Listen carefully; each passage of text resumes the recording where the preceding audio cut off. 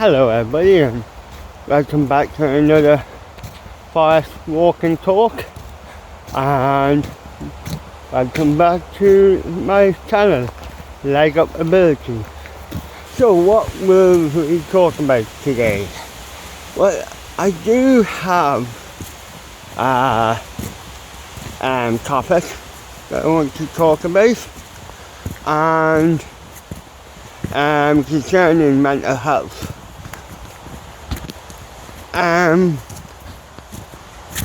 That is my own opinion, but I think why we need to give more support to people with depression and people with mental health conditions. I think it's also very important, just equally just as important, that we provide support to your friends and family of people with depression or mental health issues, because I know from my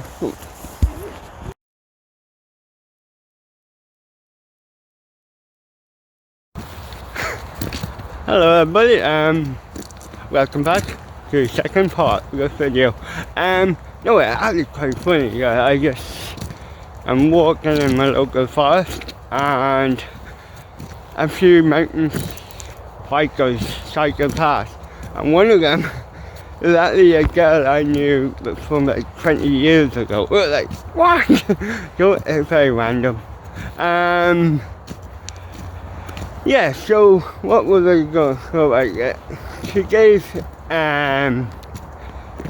issue I want to talk about is it's kind of like in two parts. The issue of why we need a lot more support for people who are suffering from mental health issues. We also have to be very mindful and supportive of their friends and families who are impacted by the people who have mental health conditions. Because the reality is, look at that view, I don't know if you can see it, anyway, look at that view, gorgeous, isn't it? Yeah, the reality is, if you have a family member who's suffering from a mental health condition, you're going to suffer as well. That is the reality, because a type of condition it doesn't impact one person, you know. It impacts the main person and the people around them who care for them. And I think we need to give some more support and respect to your family members and how they feel and how they are hurt and impacted by the person who's suffering from depression. And that kind of brings me on nicely to my next point. I'm talking from my own personal experience. As I grew up, I suffered like 3 main episodes of depression, and I was aggressive, I was annoyed, I was shouting at people, I was like everything.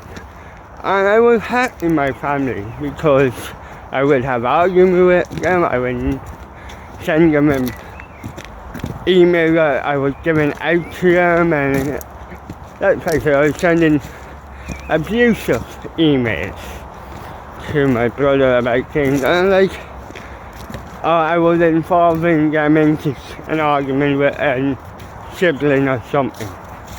And that caused animosity, and that caused pain and hurt. And it's not something I'm proud of. I'm actually very I'm very displeased with myself. It's just something I have to live with now. And thankfully, I have an extremely supportive family who stuck by me, but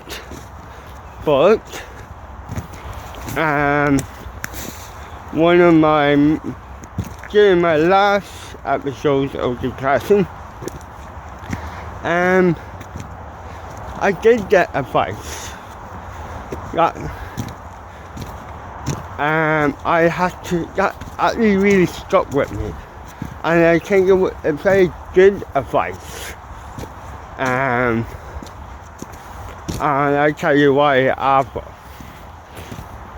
I got advice from I was talking on the phone to someone dear to me one night, getting upset and talking about my depression, and they said basically, look, you're giving to me an ultimatum, no. And they basically said, look, David, you have to what did they say again, sorry, basically get your last chance. You know, people are not getting tired, but I'm getting to an age where now I have to deal with this, or I have to cope better with my depression, or else I will start losing family members and friends. You know, the support of family members and friends. And again, another piece of advice was like, I can't be having mental breakdowns in front of my nieces and nephews because I'll be scaring them. And they are very hard messages to hear. They're very hard messages to talk about now because they're not a nice thing to hear, but they are good pieces of advice, and I'm glad that I got them, because it made me, for lack of a better word, grow up and take responsibility for my depression. It didn't mean I get switched it off and say, no, I don't have depression. No, that's not what anyone meant. It was more like, okay, I have depression, but I can respond like this and give out to everyone and start arguments, or I can respond by taking an adult approach to it, dealing with it in a proper manner, and not give out to people and cause aggro among family members. And it actually was a very good piece of advice, both of them, because it led me to take responsibility for my depression. And instead of my depression owning me, I own my response to my depression. And what that does, that allows me to manage, to control my mental health, you know, because I'm not sure if I will have another episode of depression.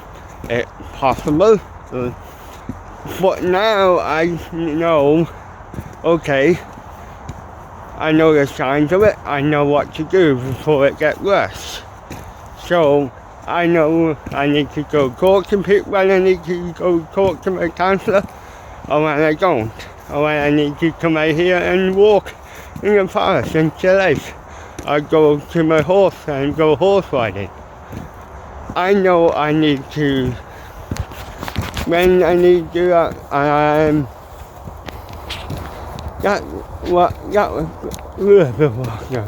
what am I going to say here? Yeah, so those pieces of advice allowed me to take that control. Say, look, this is your last chance. Before people will start supporting me. Those two pieces of advice hit me hard, and I said, you know what, David,